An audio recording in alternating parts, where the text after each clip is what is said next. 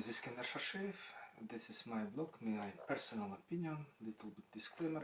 I am representing in this video myself and my thoughts, only my thoughts, not thoughts of organizations.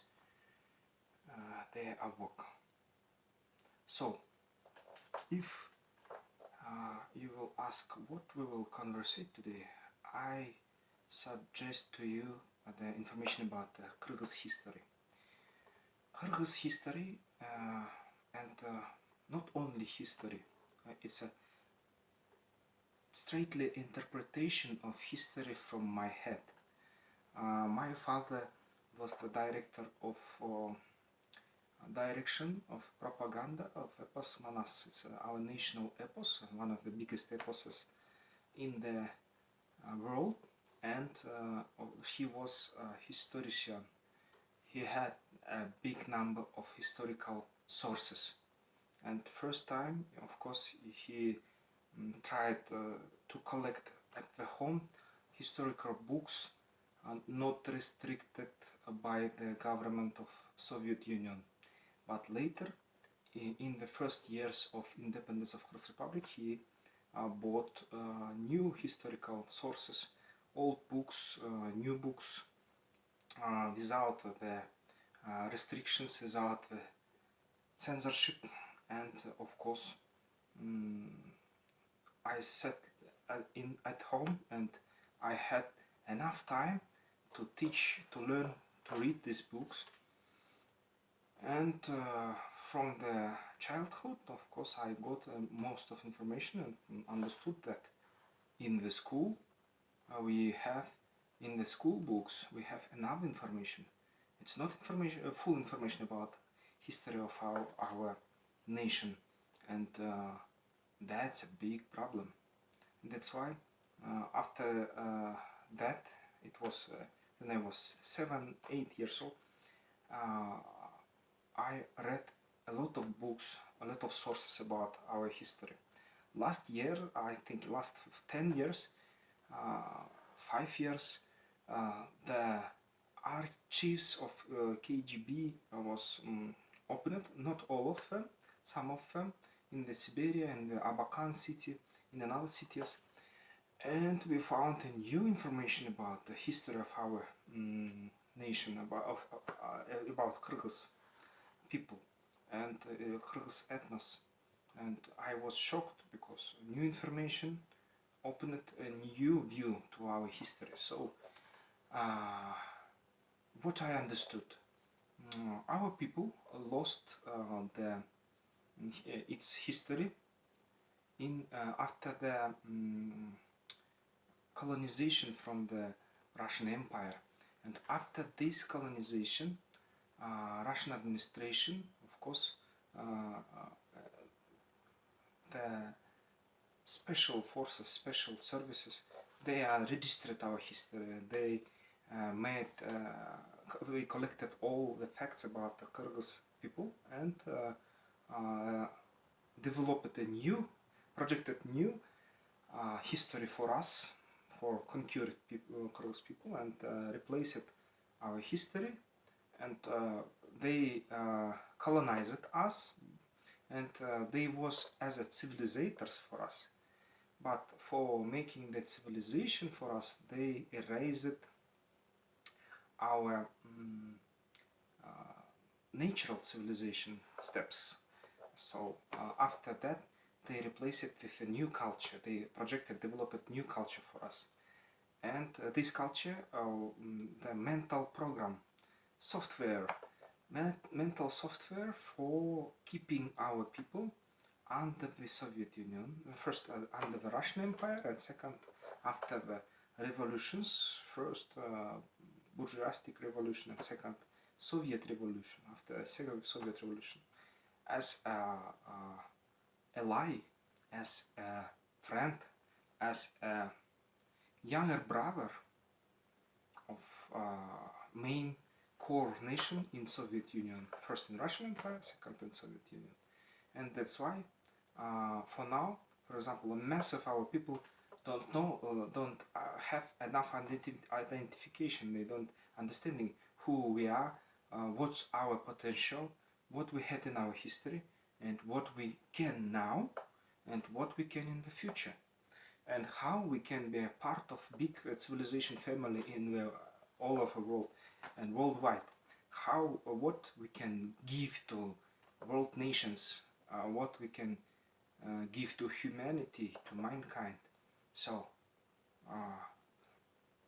my the task of this video, it's a very short as I can, but I am sure that it will take close to 1 hour. Tell about the main points of our history. Little second disclaimer of this video: not all facts could be interpreted by me exactly. You can find some mistakes. I can forget about some dates, about some names, about some historical facts, but I will make the big picture of our history.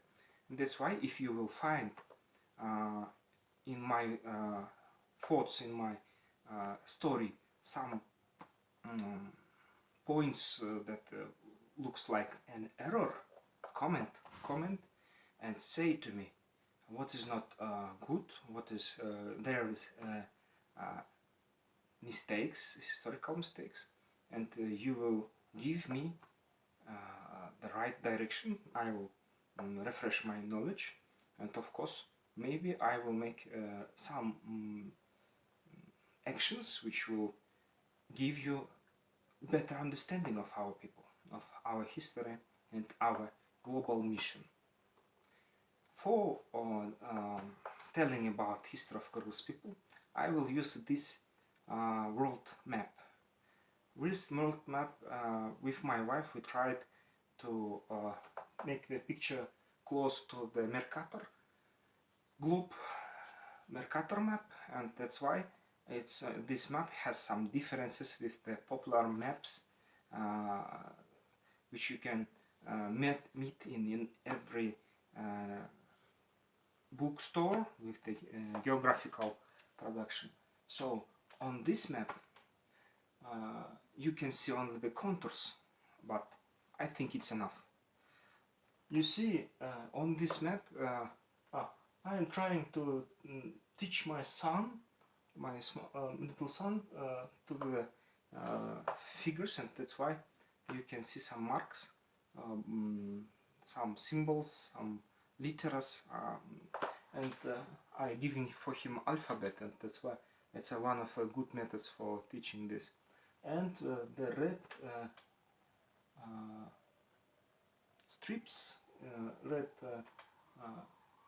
strips, it's the lines, and the flags, it's countries I visited, and that's why don't it's not related to the history, and don't think about that it's have some relations to the main history. So let's go a small information about who we are, how we started as a nation, and what we are doing now. So this map I will use today. This country is my country, Kyrgyz Republic. Now the Kyrgyz ethnos living here. But what you can find under the understanding of Kyrgyz ethnos? First, Kyrgyz ethnos, it's not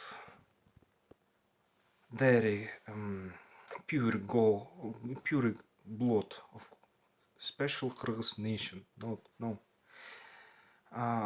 Some of my friends made the genetical analysis and found that the people who like a typical Kyrgyz and says, I am pure Kyrgyz, he has 60 or 40% of Aryan blood, Altayan blood, and he has parts of Uyghur, Dungan, it's the nations living in Kyrgyzstan.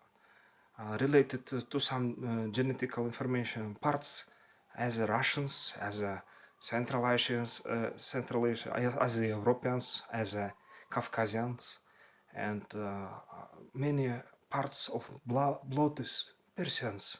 So you can't find the people in this world with clear blood of in genetical information, similar for only for one place.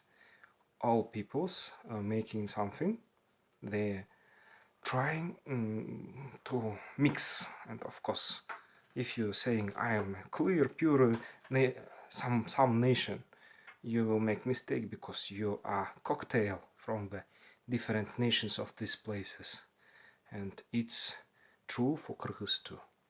So Kyrgyz people mainland, it's a Russian Federation, yes, Russian Federation, and Kyrgyz people mainland, it's the Altai and Siberia. The paths 2 or 3,000 years ago shows that Kyrgyz people came from that place. They had Cro-Magnon and Denisyan DNA, Cro-Magnon and Denisyan genes, and these people formed here and lived here close to 2,000 years. 2,000 years. So Siberia here Altai, Ural, here a little bit the territory of Sakha-Yakutia. Now it's a Russian Federation. But in the early time, before formation of Slavic ethnos from the Eftalit's white guns, which burned in this place, in this territory. So these places was places of Altaian civilization, Altai people. And these people, of course, not called Kyrgyz. First time they called with different names. Some nations like the Cimmerians, but this place was covered by the people, the Proto-Turk people. Altaians, so in the first documented information about Kyrgyz, let's say giving the China sources. Chinese says, in one letters they says that Hunnu, their territory was this place. Hunnu Confederation had the little kingdom which was under the execution, under the power of Lilin, captured Chinese general, who was the guns captured him and made him king of little kingdom Kyrgyz. It's a 2,200, for now 2,230 years ago. It's documented fact that's reflected in Chinese documents. So before, in this time, of course, ancient Kyrgyz was only little people, little nation in this territory. But after the clashes Hunnu with China, and after the migration Hunnu to Europe side, Hunnu had a part of Kyrgyz people from here, and of course came to Europe. In Europe, by the way, they are mixed with different tribes of Proto-Slavonic, Finn, Uyghur people, and they transformed, and not really Turk who came to Europe and clashed to Rome Empire, but very mixed people, and in this mixing, some part was Kyrgyz people. And we have ancient some myths that we had the Khan, Edil Khan, it's Attila Khan. So there's no any project of building some civilization from the nomadic civilization from the Kyrgyz people, but after the close to 1,000 year, and after the living under the power of Hunnu, Kyrgyz people growed up, and from the little people, close to 60,000 men and women, they grow it up to the quantity over the 200,000. And 1,000 years ago, they started to go to the NSI, to Siberia. And from Altai to Siberia, they started to make some activization for building the ancient government, ancient state of Kyrgyz. And then, in this time, it was the time of Turks, Proto-Turk people burned in Altai, in Siberia place. And of course, now it's Kazakhstan, now it's Uzbekistan, but now it's a Russian Federation, on the territory of Russian Federation, and partly Kazakhstan, partly Uzbekistan, and a little part of Caucasus. There was started the processes of burning the Proto-Turk nation.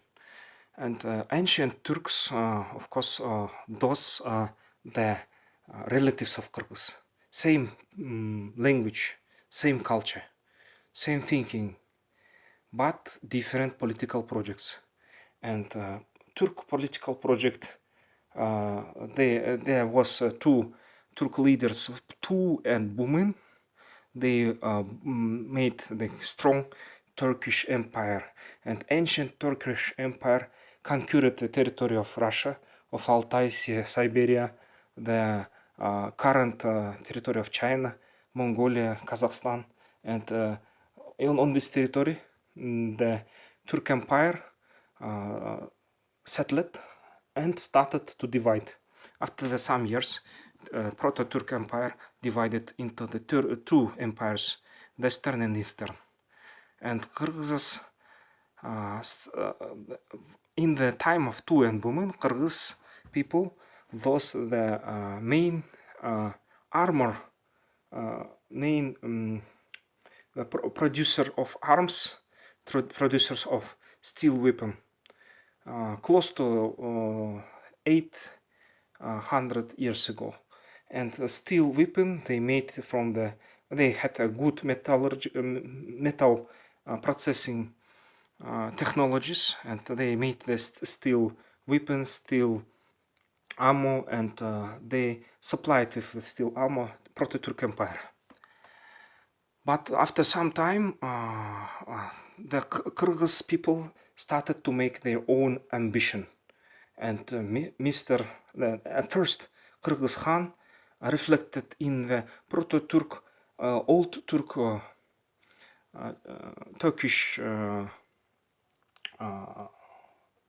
writing memories, writing Turks started to write. Very interesting fact. Kyrgyz 800, 900 years ago, 1000 years ago, I think, so they had different archaeological findings here, and they had the runic alphabet. Runic alphabet was very similar with alphabet of Scandinavian people, but it was the big different, because half of the runic alphabet had a different from the Scandinavian, and of course the naming, the pronouncing of Kyrgyz and Scandinavian runes was the different, totally different. And it was the difference, and runic alphabet of Scandinavians, they was the symbols, first time symbols, magic symbols. But Kyrgyz alphabet, as I understand for now, it was straightly the system of writing. It was technical alphabet. And Turks and Kyrgyz had similar alphabet, runic alphabet. And that's why Turks use this runic alphabet, and Kyrgyz use this runic alphabet. And they left a big number of stones in Siberia, in territory of Abakan, in Ural, and in other places, and Altai. They left a big number of stones with these runical rites, runical marks, songs on the runic alphabet. And one of the song, it's a song of Tunyukuk, says, Tunyukuk, after the Tuyen woman passed close to 200 years or 100 years, close, something like this. And one big Turk empire located in this area of map, they divide in this area of map. It divided to two empires, and the empires started to fight with themselves. So it was not constructive habit, I think, and it brought to Turkish Empire the demolition, and this, of course, this empire was destroyed. And in this time, in Altai and Yenisei, in the Siberia, was born first Kyrgyz Khan, first Kyrgyz leader who had ambition to build a Kyrgyz empire. He was the Barsbek Khan, and Barsbek Khan started to make the relationship with Chinese. You know, ancient Kyrgyz and ancient Turk and ancient Chinese, they had a similar religion. It's a similar religion. It's the believing to the sky, to the blue sky. And blue sky was the main god of people living here in Siberia, in China. And it was the Tengir. On Chinese language, Tengir, Tian, it's the sky. Kyrgyz language, Tengir, it's the god, and another, the transcription in our translation is the Kokotengir, it's a blue sky, blue open sky. It was a god of ancient Turk and Kyrgyz, and it was a god of China. And for now, China is atheistic country, Kyrgyz is Islamic country, and Turks, of course, also new Ottoman Empire, they are Islamic. But generally, they was very close relatives. In the history of China, we can find some very interesting things. Turks clashed with China and conquered part of China, and tried to make the to rise empire on the territory of China. But Turks was assimilated by the China, lost in big war, and of course they went back to Eurasia. And in this time, back to the Altai, back to the territory of Kazakhstan and Altai, Mongolia. And at this time, of course, we can find some interesting thing. Chinese said that we never was the enemy of Kyrgyz. Of course, Kyrgyz people, Kyrgyz soldiers came with the Proto-Turk soldiers to the China territory, but never we wasn't the straight enemy of Chinese people. And in time of Barsbek Khan, he had the diplomatic relationship with the China. And Barsbek Khan said, let's make the big war against Turkish Empire. Please help. They called the people who were called Turkish in this time. Now, Turkish blood, Turkish DNA you can find in Kazakhs, in Uzbeks, and part of Tajiks, Khazarians in Afghanistan, and part of Caucasian people. So, Turkish people lived here under the Turkish Empire. Kyrgyz people was under the Turkish Empire, and Karluk people, Karluk Empire was in the territory close to current Tajikistan, Afghanistan, and Iran. And Karluk people was enemy of Turk people, ancient Turk people. And Barsbek said, Barsbek started a separatism and started to make a diplomatic relationship with China, Karluk and Turkish, and said, let's make the common army, let's strike to the main Western Turkish Empire. Of course, Mr.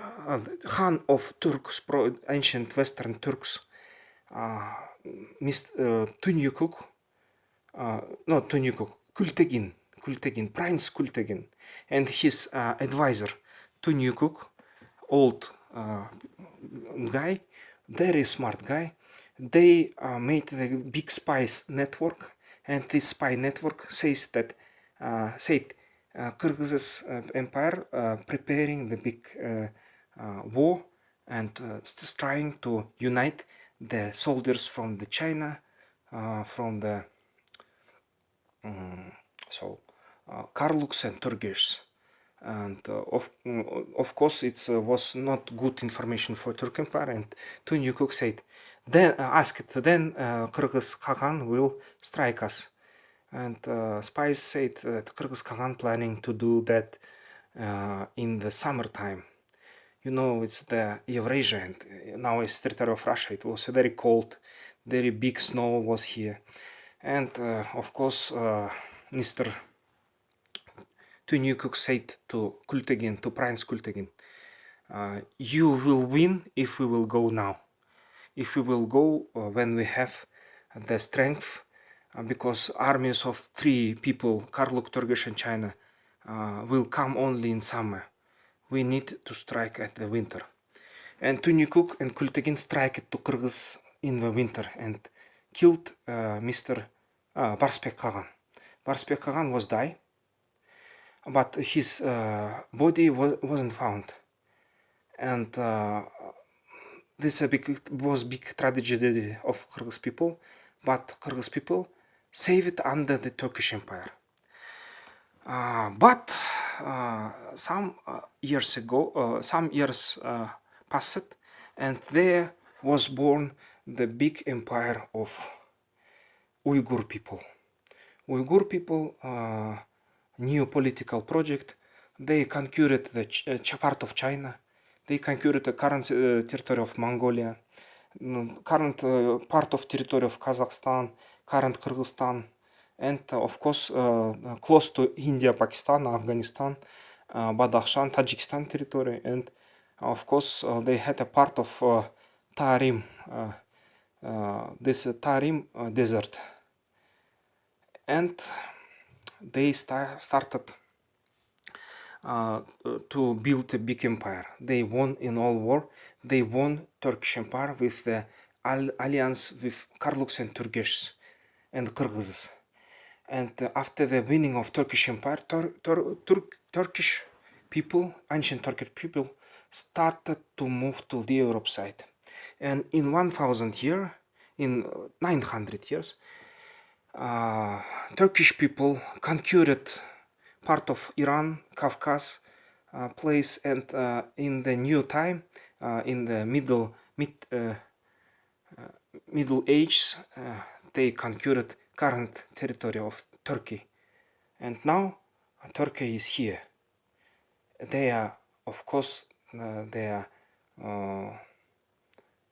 was born in this place with Kyrgyz, but relocated to this place, to current Turkey. So after this, it's a common big picture, yes, big picture taking close to 1000 years, and Uyghur people made strong and very civil, with the good civilization, with the Uyghur alphabet. They made a good state, good Khaganate, but Kyrgyz ambition wasn't die in this time, and after some years, 10 years, Uyghurs had a problem with the harvest, problem with it was the hard time, epidemic, climate changes. They made the strike to Uyghur Empire, and after that, Kyrgyz Empire was raised in Siberia. And Kyrgyz Khagan in 9th, 10th century, from in new timing, historical timing, they said Kyrgyz Khagan conquered Uyghur Empire.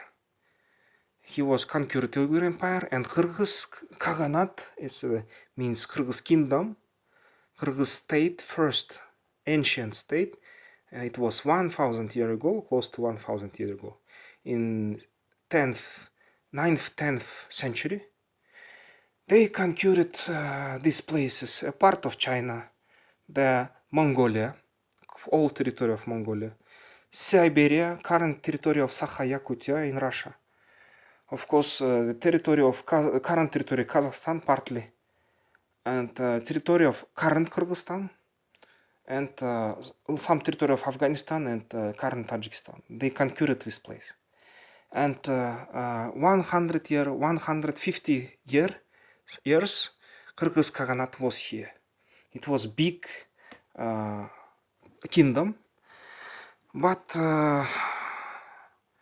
in 12th century, in the Mongolia territory, started to rise Mongols, and was born Temujin, who will be future Chinggis Khan.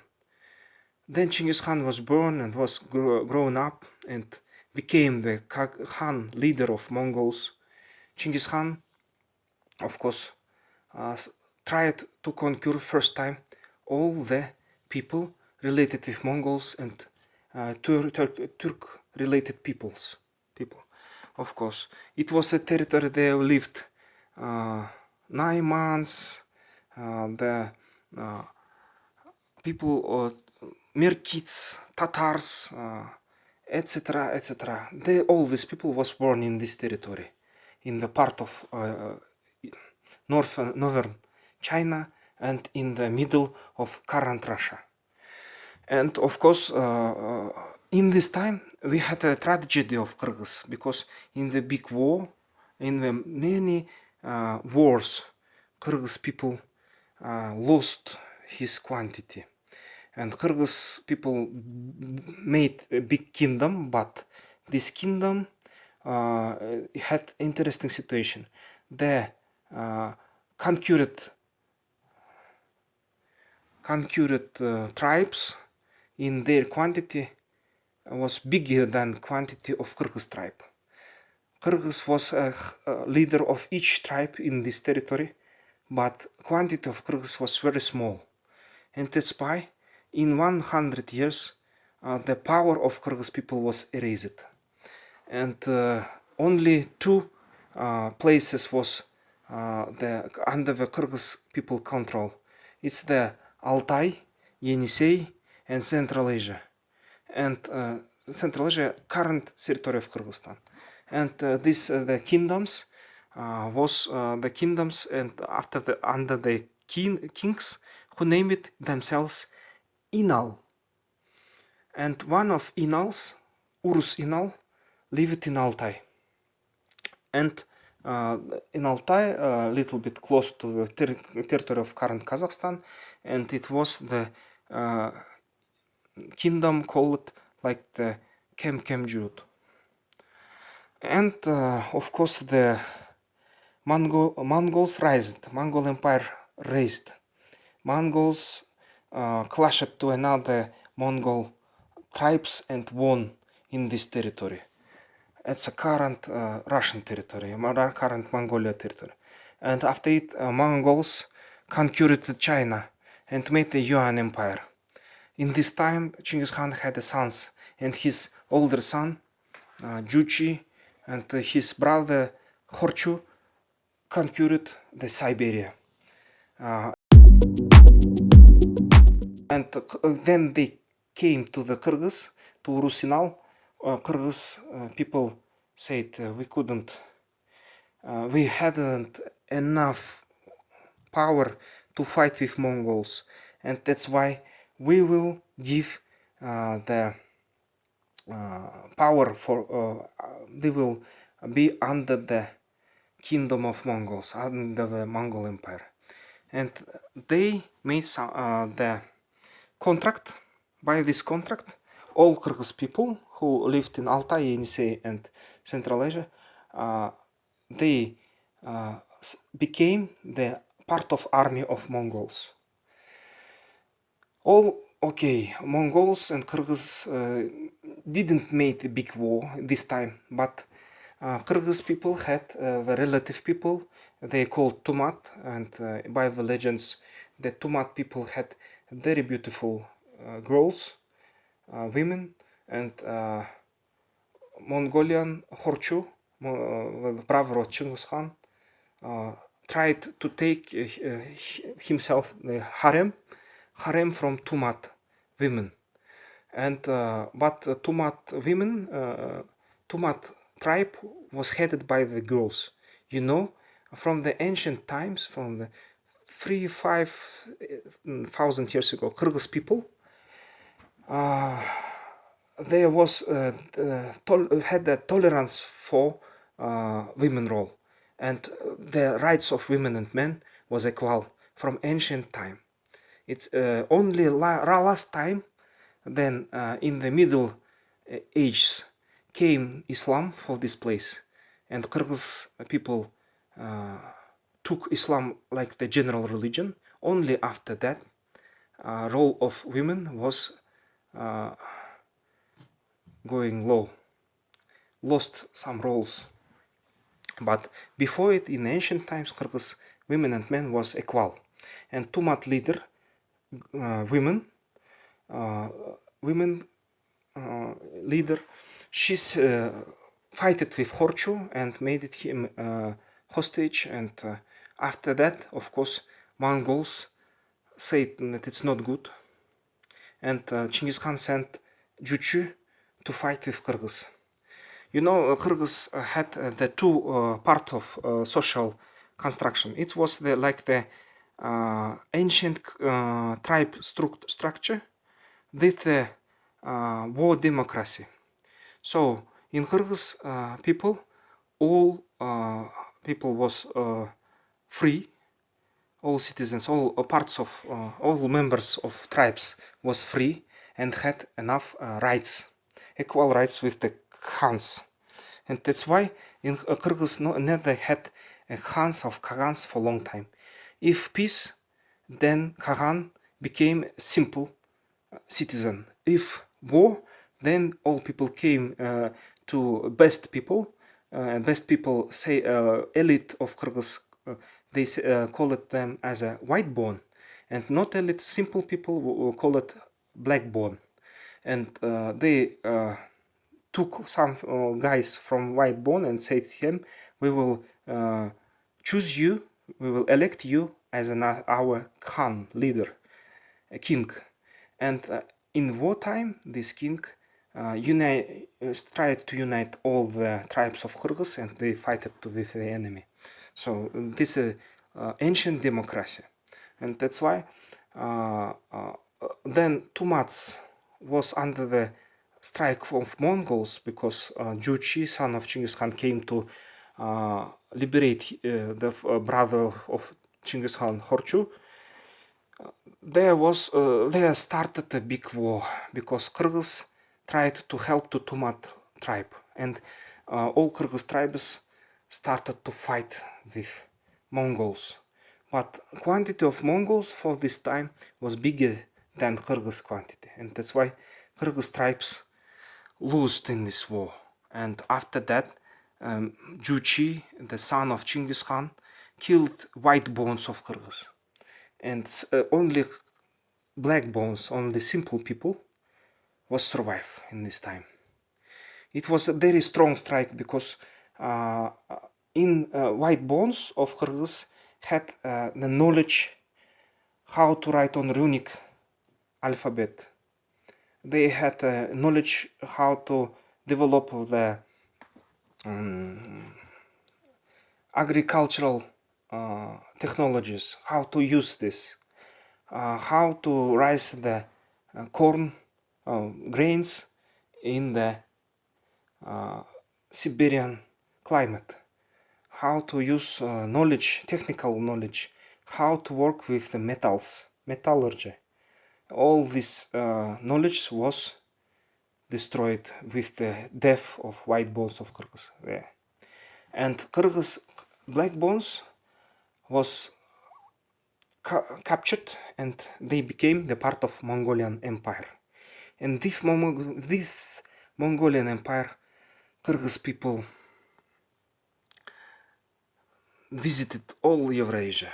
So Mongolians tried to conquer Japan in the Kubilai time, Han Kubilai or Mongolian Han.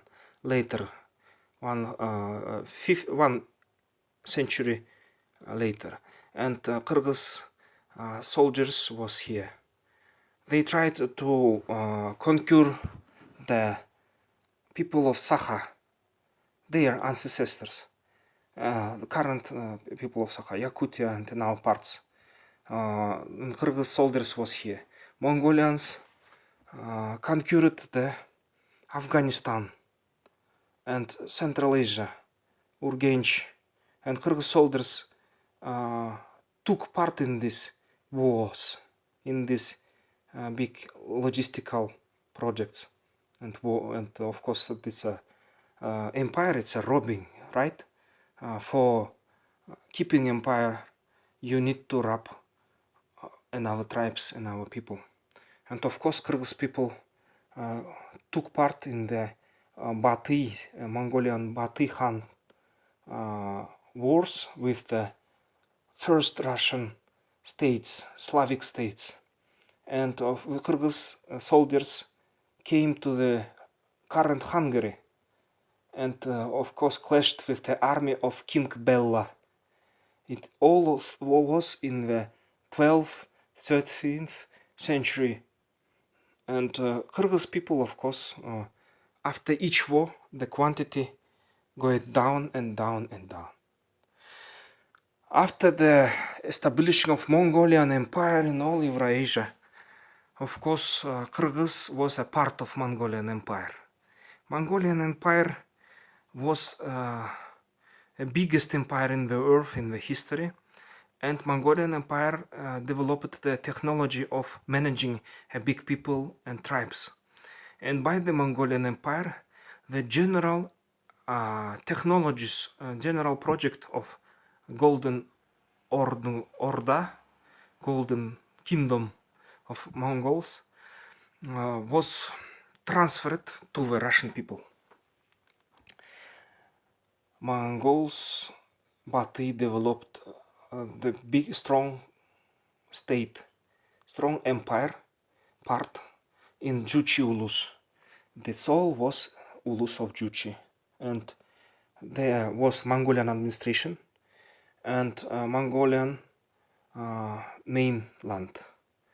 And of course, big problem of empires, all resources will be consumed, and of course Mongols consumed their resources, and they started the childs of Genghis Khan rised in the number and start to fight with each other, and it made the big problem in Mongolian Empire.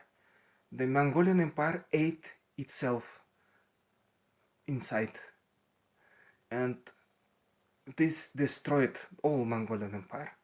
And what happened with Kyrgyz people? After the destroying of Mongolian Empire, here we can see a first state of first Russian administrations.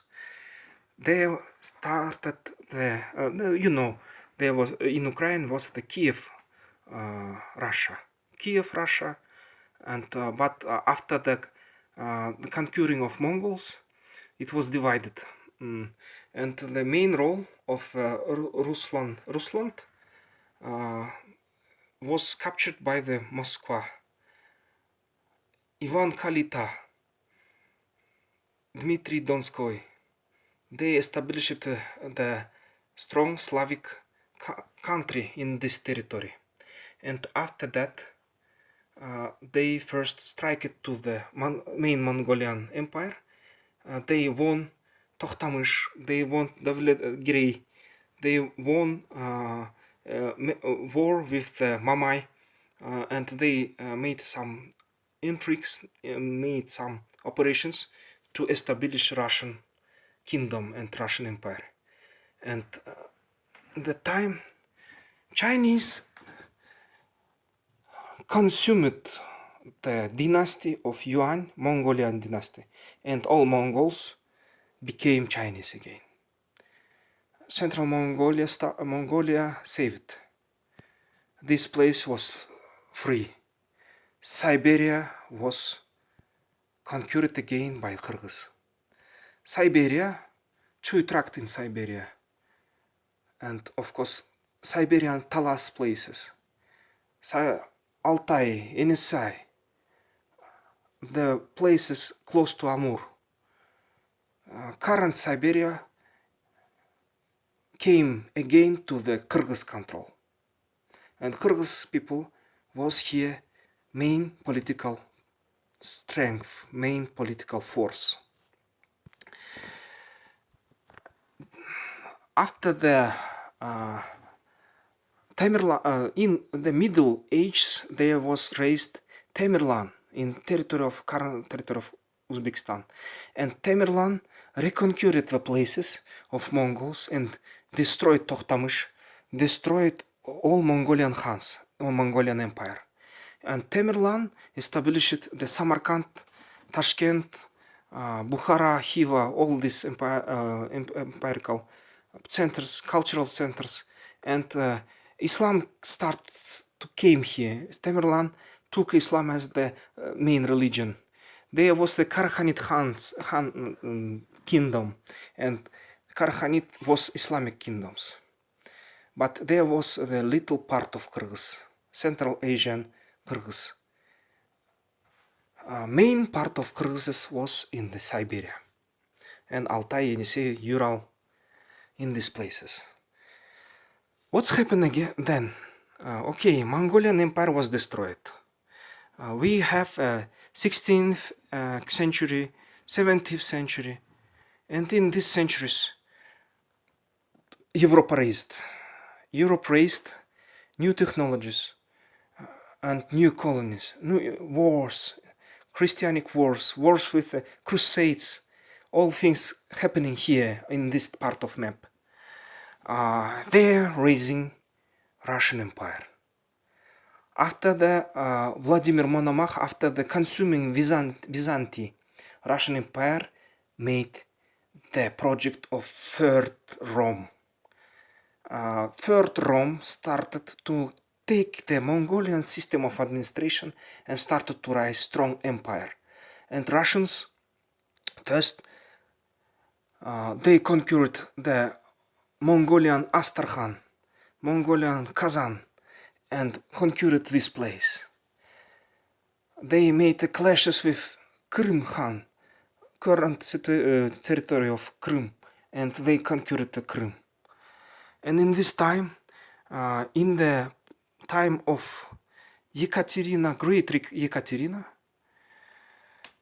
they came to Siberia and started. In Siberia was a Russian frontier, like in United States. The Wild West was a frontier of the colonists from the Europe. Same situation. For Russians, Siberia was a frontier, and Russians started to fight.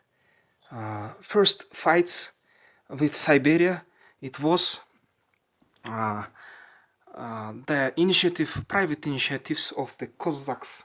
Cossacks, it was the people who didn't like Ivan Grozny, didn't like Ivan Fedorovich III, and of course, first Cossacks tried to go to conquer the place as a new home to the Siberia, and there they clashed with the local part of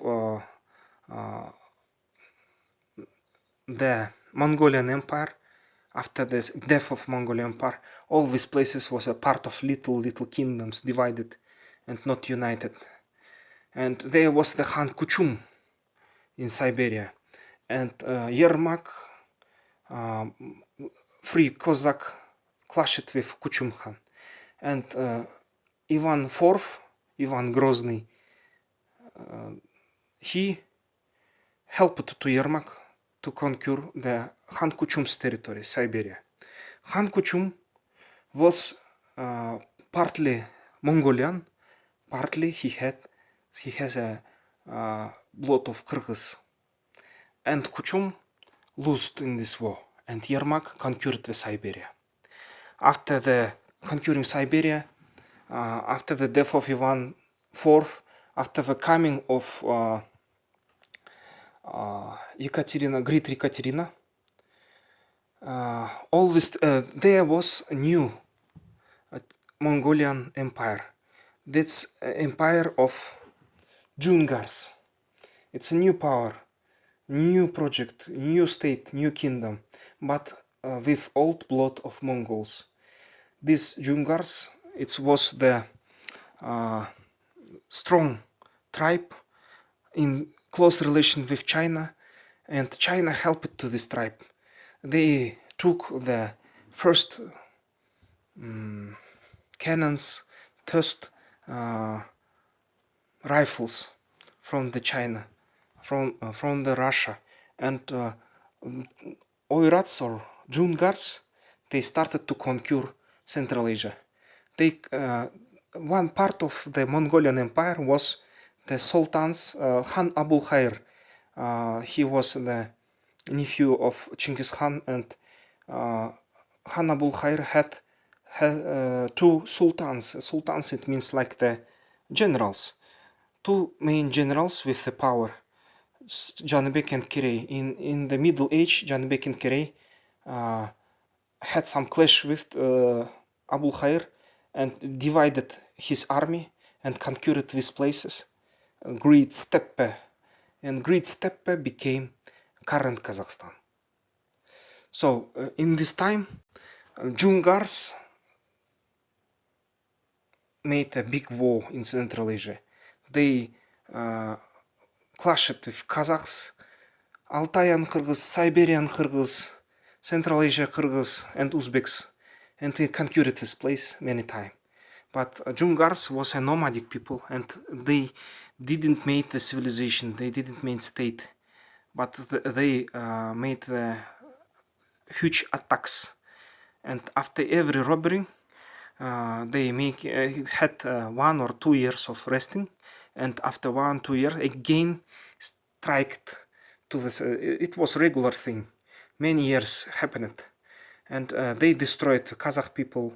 They destroyed the Uzbek people. They destroyed the Central Asia Kyrgyz, and they destroyed the Yenisei Kyrgyz, Siberian Kyrgyz. And they came to Siberian Kyrgyz and said, "We are Jungars, they are relatives of Chinggis Khan, and you Kyrgyz people must to be part of our army because your ancestors, your fathers, your grandfathers had a contract with Chinggis Khan." And they showed contracts with Uygurian marks to the Kyrgyz people, and Kyrgyz people said, "Okay." Altayan Siberian Kyrgyz said, "We will be part of your army." And in this time, Jungarians and Altayan Yenisei Kyrgyz was one kingdom. In this time, Ekaterina Great Ekaterina will send the Cossacks to conquer, to build in Siberia ostrogs. Ostrogs is the castles, wooden castles, forts. And Russians started to build there in Siberia and Altai Yenisei forts. And Kyrgyz people and Jungar and Russian empires had a long peace. And Russian Empire sent the spy Unkovsky. Name it Unkovsky, his surname is Unkovsky. He came to the Jungars and they made the contract of peace, the conclusion of peace. And after the signing of this document, Great Ekaterina helped to Jungars with the cannons, with the powder, gunpowder, with bullets, with rifles. And Ekaterina understood that here are big places, and Europeans started to conquer Africa. In the Middle Ages, Europeans started to conquer South America, North America, and of course the colonization happened. And Ekaterina said, "We will colonize all this place." For it, we have a big problem. They are currently located Jungar Empire. And by the special operations, In this time, it's close to our close to 17th, 18th centuries. There was a new tribe, Mongolian tribe, called the Manjurs. And Manjur tribe conquered again China. After the conquer of China, Manjurs, Mongols, was assimilated by the Chinese, and again they became Chinese. They lost the Mongolian core, and they became Chinese.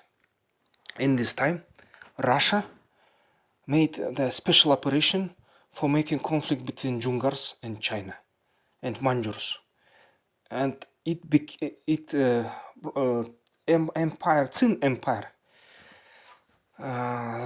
First time they helped, they had alliance with the Jungars, but last time in the end of 18th century they started clash, and it was a big war. The Manjurs and Jungars on the current territory of Mongolia made a lot of war.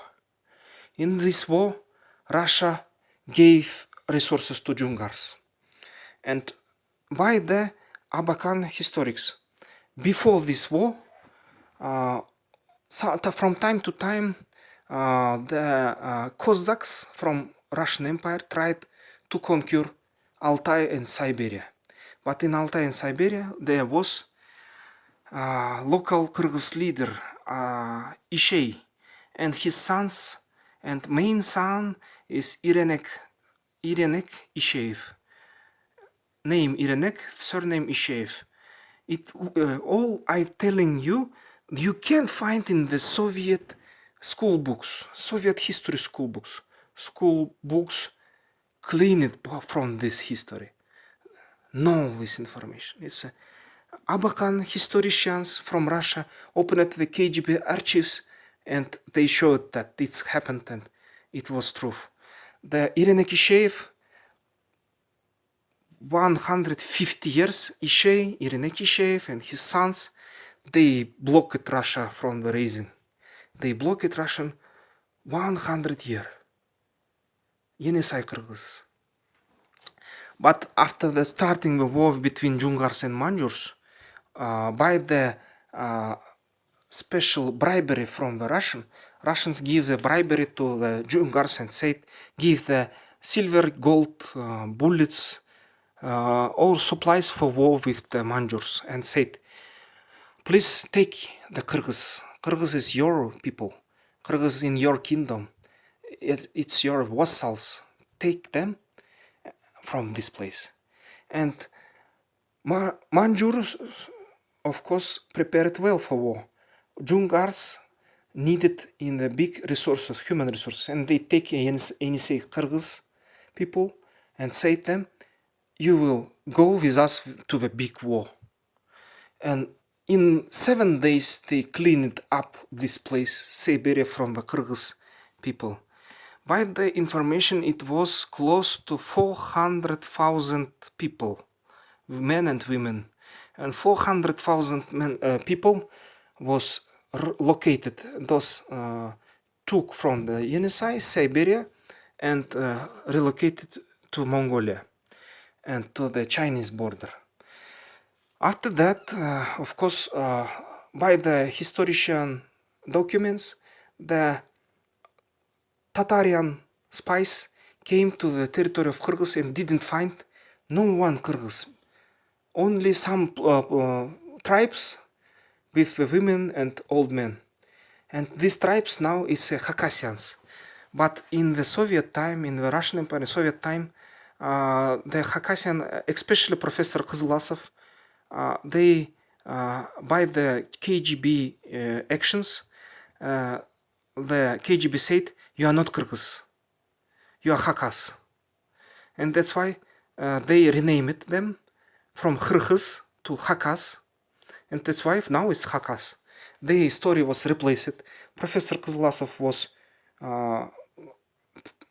had a good things, good salary, good power, and Kızılasov replaced the mentality of Yenisei Kyrgyz, and now we lost them. The Yenisei Kyrgyz now Hakas, and they and our people. They by DNA is our people, but their mentality replaced to new history, new projected, rewritten, replaced history. They are Hakas now.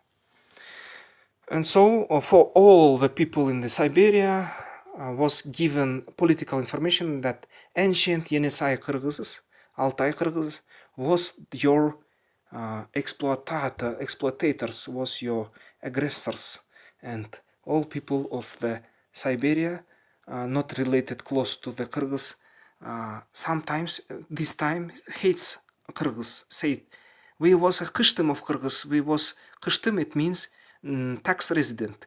We was a tax residents of Kyrgyz, and Kyrgyz made strong taxes, and that's why we don't like the Kyrgyzs, they said. Old men said. I heard it by myself. And all Yenisei Kyrgyz was dying in the war of Jungars with Manjurs. And only little part of Kyrgyz took place after the crash, after the big crash of Jungarian Empire, after the death of 1 million Jungars.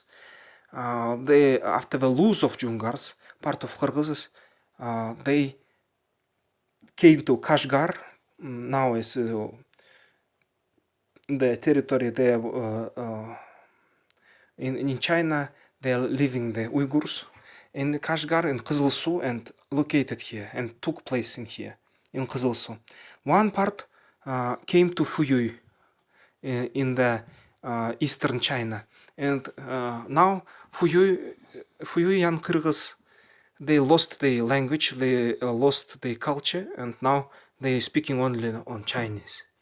And now the Kızılsu Kyrgyz, they losing their identification, and they speaking mostly on Chinese, and now they will be assimilated to China, and I think we will lose the Kızılsu Kyrgyz. And all this territory without a big blood was captured by the Russian Empire. And after the capturing of this territory, they came to Kamchatka, to Sakha, to Chukotka, and there they had a war for 400 years, and only after the came the Soviet Union, they generally finally conquered the Kamchatka and Chukotka. Chukotka people was very brave soldiers, and they made a big problem to the Russian Empire. 400 years. But it's another history, it's not related to Kyrgyz. But they, Sakha and Chukotka, they are relatives of Kyrgyz people. They are the leaves from one tree, tribe tree. So only one part of Kyrgyz saved here. It was Kyrgyz in Central Asia. In Middle years, in the time of Mongols, in the sunset of Mongol Empire, Kyrgyz people, they made the Sanjira, made the book of tribes, and made the structure of this saved for this time. You can find the names like the fathers of Central Asia Kyrgyz is the Nogoy and Tagay bees. Nogoy, Tagay, it's the fathers of a big number of people in Kavkaz, in Gagauz, Cherkess. They are fathers of Polov, Pechenek, ancient Pechenek Polov. They are fathers of Nogai people, Karakalpak in Uzbekistan, and of course they are fathers of a big number of people. And Kyrgyz people live it here, and under the Russian Empire. What happened in the early 20th centuries?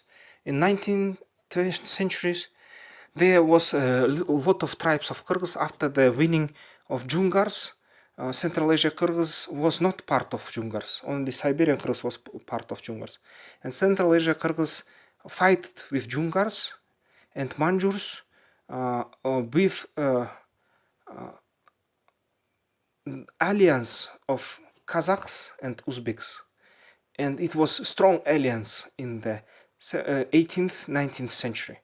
But after the winning of Manjurs, when Manjurs destroyed Jungars, Kyrgyz people had in Central Asia started to take big problems because Kazakh people tried to make Kazakh kingdom and tried to unite Kyrgyz to Kazakh kingdom. And there was born a new empire, Uzbek Empire, Kokand Kingdom. And Kokand Kingdom conquered a part of Central Asia. They bought on these castles, forts and castles. And these castles made very high taxes. And part of Kyrgyz, of course, Kyrgyz is in the Islam. They didn't took Islam with peace. And that's why Islam came to Kyrgyz people with the first with Kharakhanate, with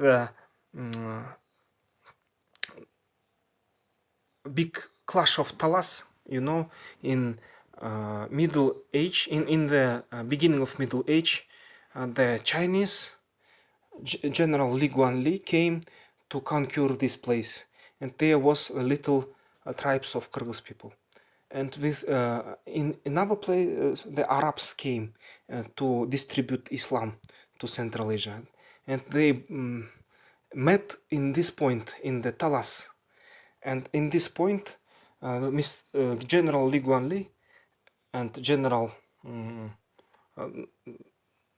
generals of Arabian army had a big clash. By this clash, the Kyrgyz tribes they gave their sympathy to Arabs, and Arabs won in this clash. And after this war, Chinese settled their border out of territory of Kyrgyzstan. They came to the Isikul Lake, but they give this territory to Kyrgyzstan, to local tribes. And local tribes, of course, after some time, by the peace, sometimes not by the peace, they started to become Muslims. But Kyrgyz was a bad Muslims, and it happening to our times too. Kyrgyz not the fanatical Muslims. Kyrgyz believing to Tengir as a Chinese, to believing to blue sky, to God in the sky, blue open sky as a God. It's another theme. Is another, and of course, this was religion of all. Siberia, Altai, China, and current Kazakhstan and current Mongolia.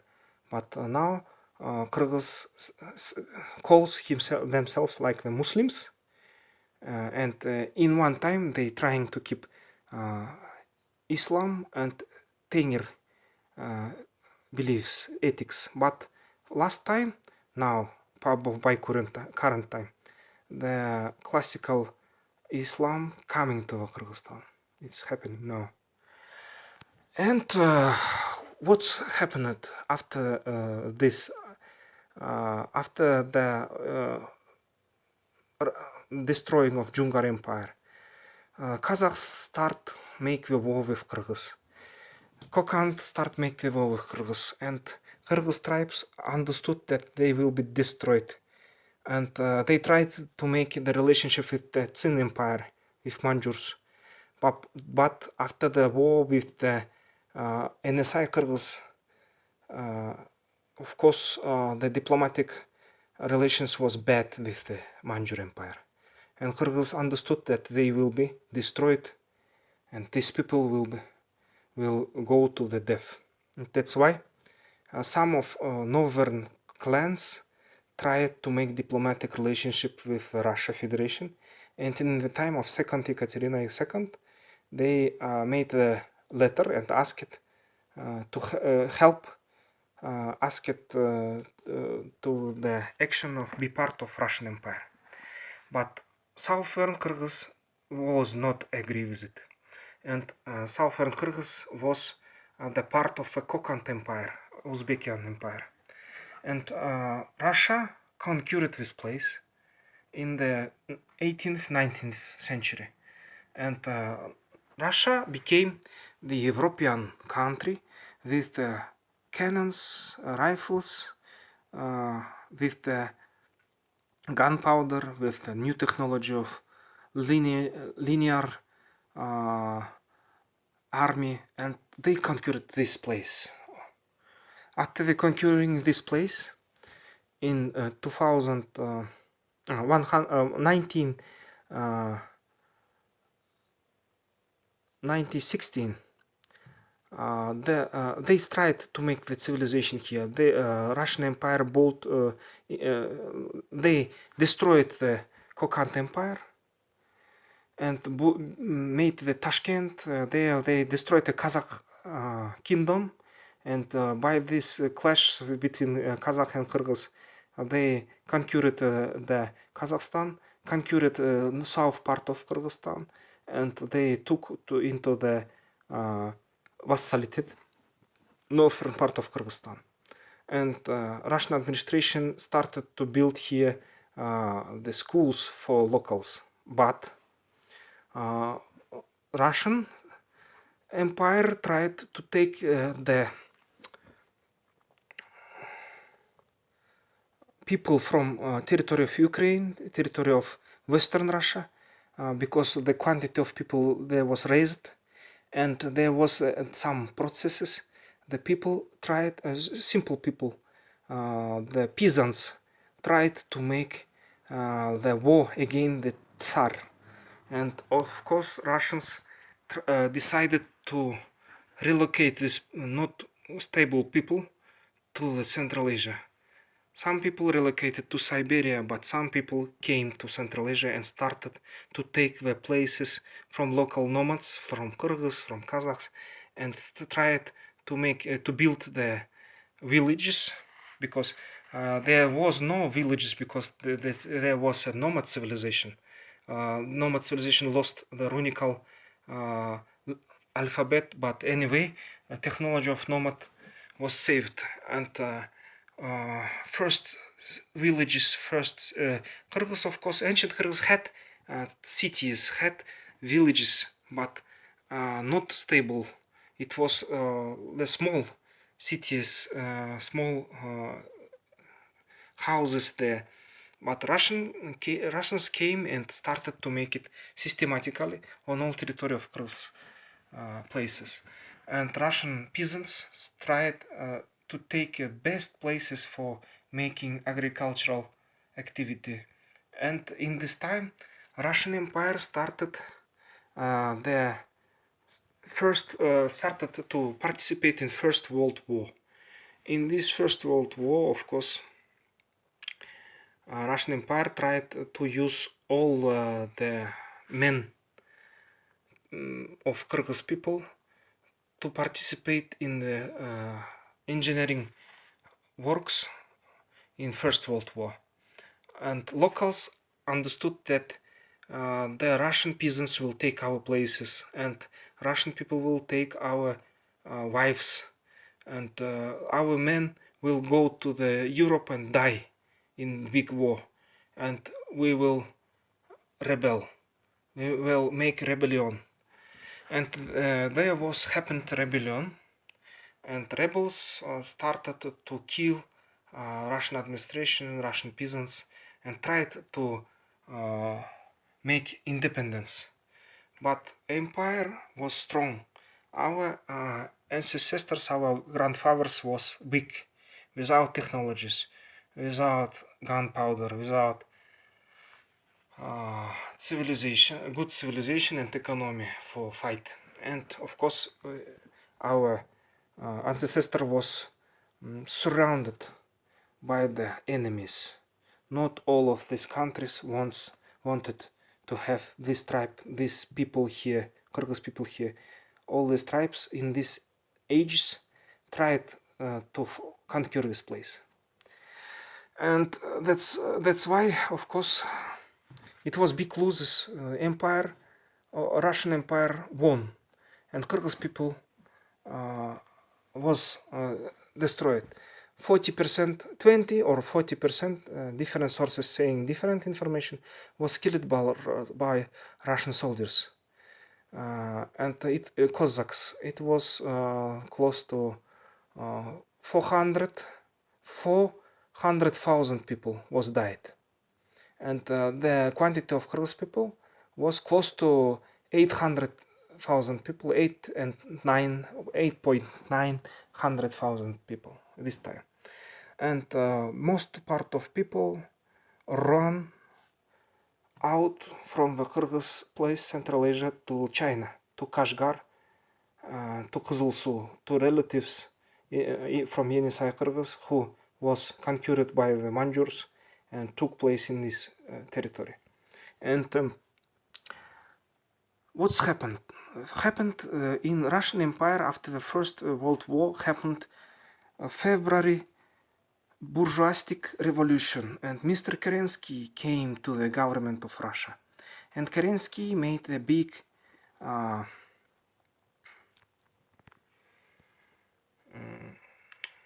report to the government. He said that Central Asian administration killing Kyrgyzs.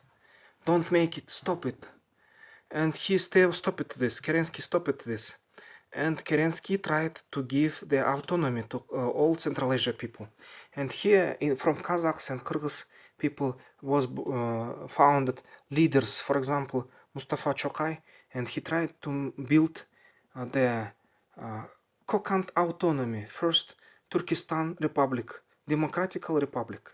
And he asked the help and support from the Germany and Great Britain.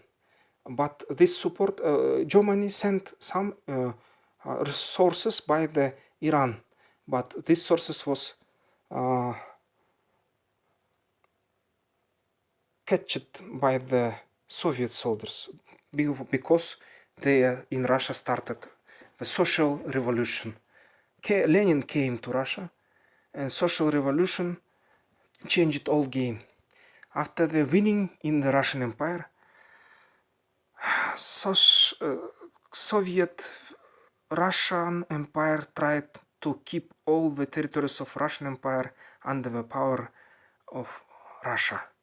And that's why after the replacing the Tsar, after the killing the Tsar family, after the conquering the places conquered by white Russians, after the war, they came to Central Asia and started to reconquer under the Soviet flag all these territories.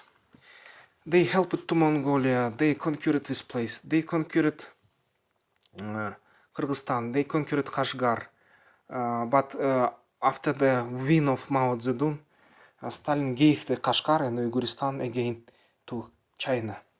And they conquered the territory of Tajikistan, part of Iran, Caucasus, again reconquered the Kazakhstan, and they came to Mustafa Chokay, who started to build the Kokand autonomy and Alash party in Kazakhstan. And Mr. Osipov, Colonel Osipov, came to this place and destroyed the Kokand autonomy. Kokand autonomy could be the first big Central Asian state, united Kazakhstan, Kyrgyzstan, Uzbekistan, Tajikistan, and maybe Afghanistan, and it could be a big Central Asia country. But not happened. The young republic hasn't enough army, enough weapon, enough soldiers, enough state administration, enough man capital. And that's why Kyrgyz run out from the Kyrgyz places, start come again to the country, and in this time, of course, no any possibilities for mobilization, and that's why again Soviet Empire reconquered this place. After reconquering of this place, the NKVD, it's the ancestor of KGB, started to repressions against the political leaders. These repressions called the war against basmachas. Basmachas is the translated from local languages as bandits, as a criminals. So they say it's a bandits, but it was the people who tried to build the independent state. And Soviet power destroyed all basmachas and conquered strong this place. After that, they first started the industrialization, and by the first time they tried to took the from all conquered people the goods for selling it to Europe and taking for Soviet government weapon. And after these actions there was a big hunger.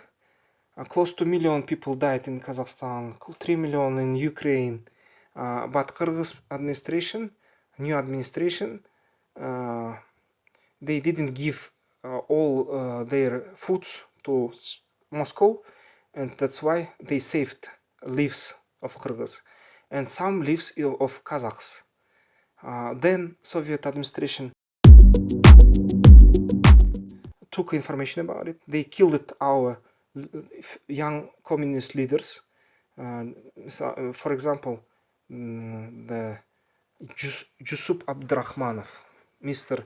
Jusup name, Abdurrahmanov surname, and they killed our leader, make the repressions, and we found their bodies in the top of Bishkek, and close to our independence. After taking our independence, they made exhumation and made the Atabeit memorial in the top of Bishkek.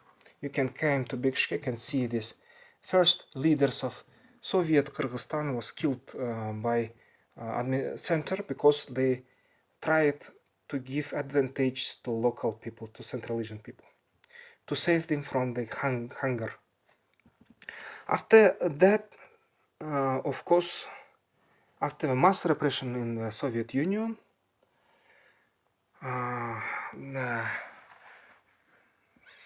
Mr. Stalin, leader of Soviet Union, started the preparation to conquer the Europe. Russian conquered the Baltic countries. Russian conquered the Ukraine, Western Ukraine, and conquered Poland and had a Finn War, Winter War, and conquered a part of Finlandia.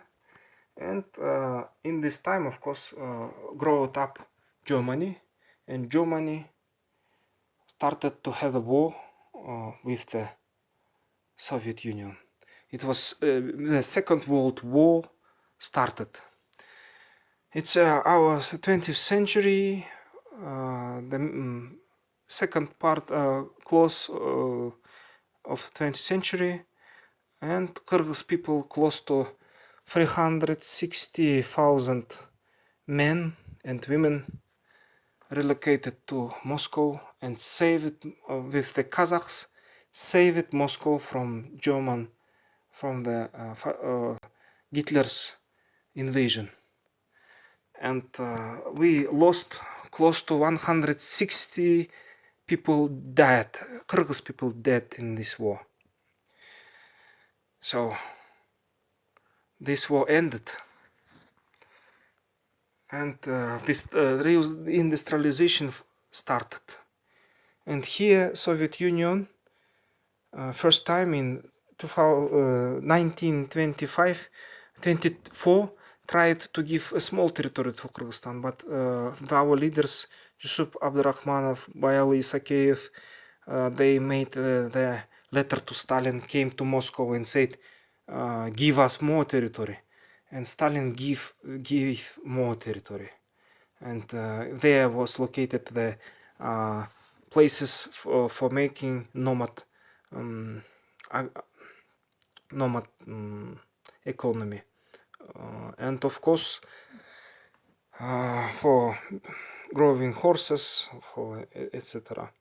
And Soviet time was there was reindustrialization, building the new cities. American people gave to Soviet Union the industrialization tools, and these tools was concentrated in Kyrgyzstan too.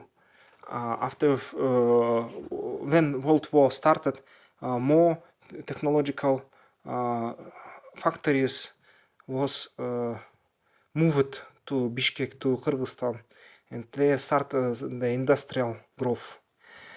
But you know, with history, the Soviet Union had as a communistic regime had one problem.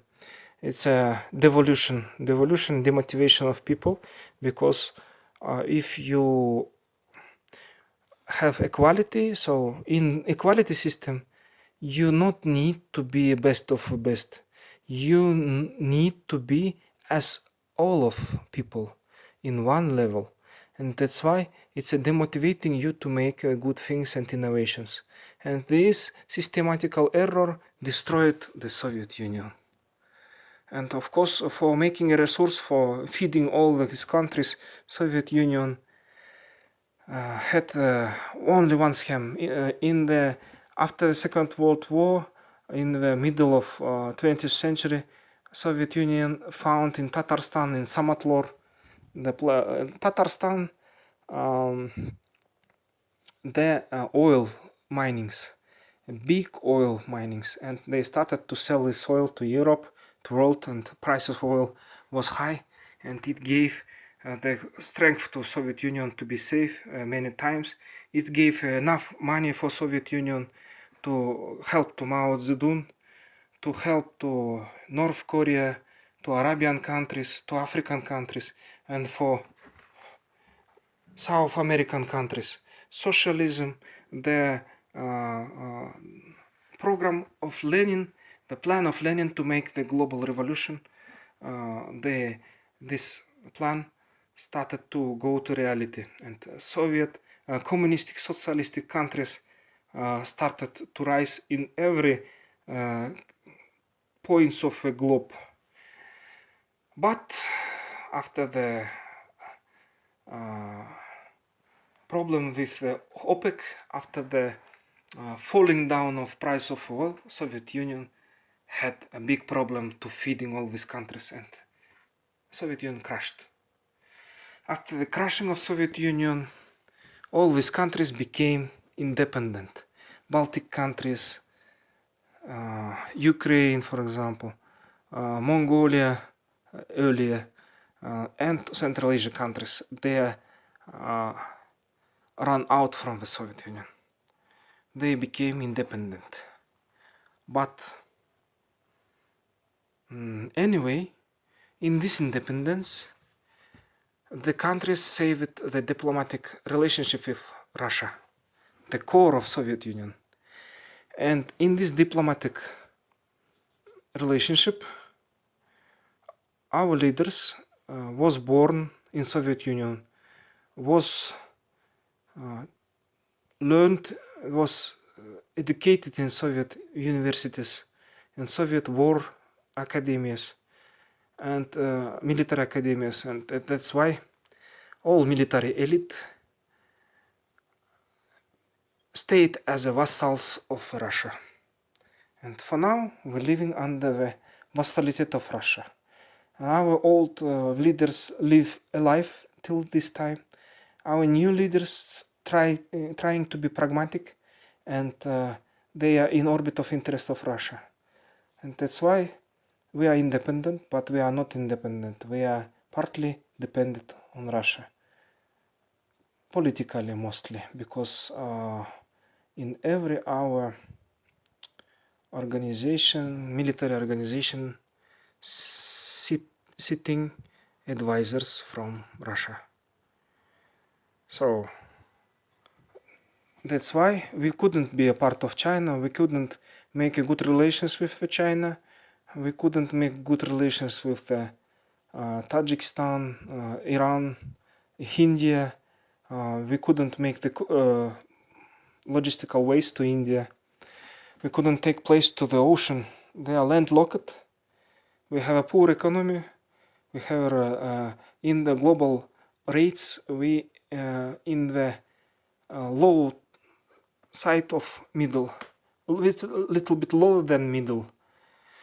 So it's our current situation, and what we can do in the future.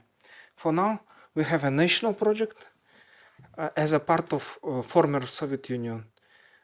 We have the new imperial project as a part of new Russian Empire.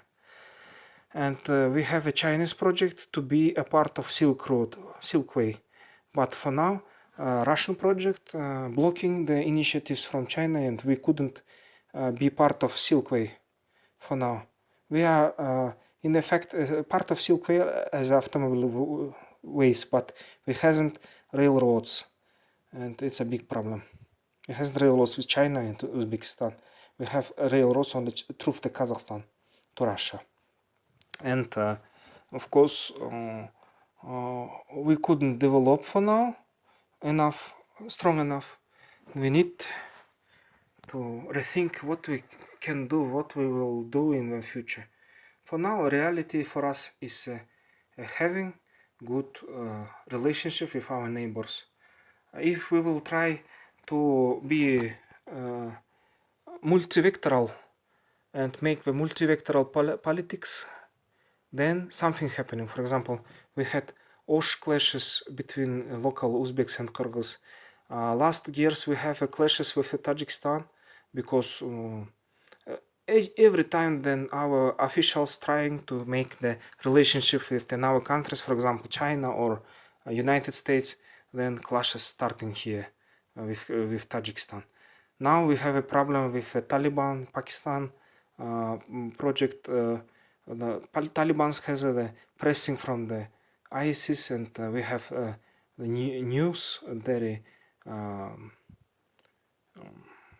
hard news about something will happen in Tajikistan. So our security now strongly depends on China, India, Iran, Kazakhstan, Russia. And what will happen tomorrow, I don't know. Now we are dependent to the Russian project country, but we need to be part of a global family on equal rights. We need to rise with our neighbors to a Central Asia project, Central Asia alliance, and maybe we need to be a part of pan-Turkic project of big Turkic countries. Turkic countries numbers is big, and that's why maybe all these countries will be one alliance. But in the fact we are part of the Eurasian Union, Eurasian Economical Union, and Eurasian and Custom Union. And for us, it means that we couldn't attract big investors, we couldn't make a good exportation and goods because we have a big global factory China, and we couldn't compete with China. And we have a logistical blocks from the Kazakhstan. For example, if something happens, our neighbor want to take some advantage in our relationship, they blocking our border. So we are living in this situation. We have a permanent economical crisis. They are surrounded with the neighbors without mercy, without only with interests. And of course, I don't know what we will be in the future. I want that these people, this very mixed within our people, ethnic people, optimistic people, strong people, survive and survive his state. I want my people survive his state and its state and his history. And I think we need to make our internal project, internal thought, internal plan. What we will do, how we will raise, how we will keep a strength, and how we will be on equal rights, the part of a global family. How we survive and what we will do.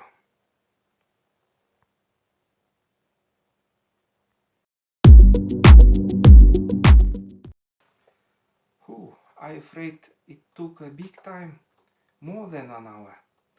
I have hope that it's interesting for you. Now you're understanding our history.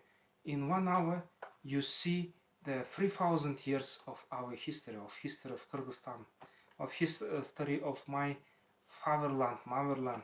I was born here.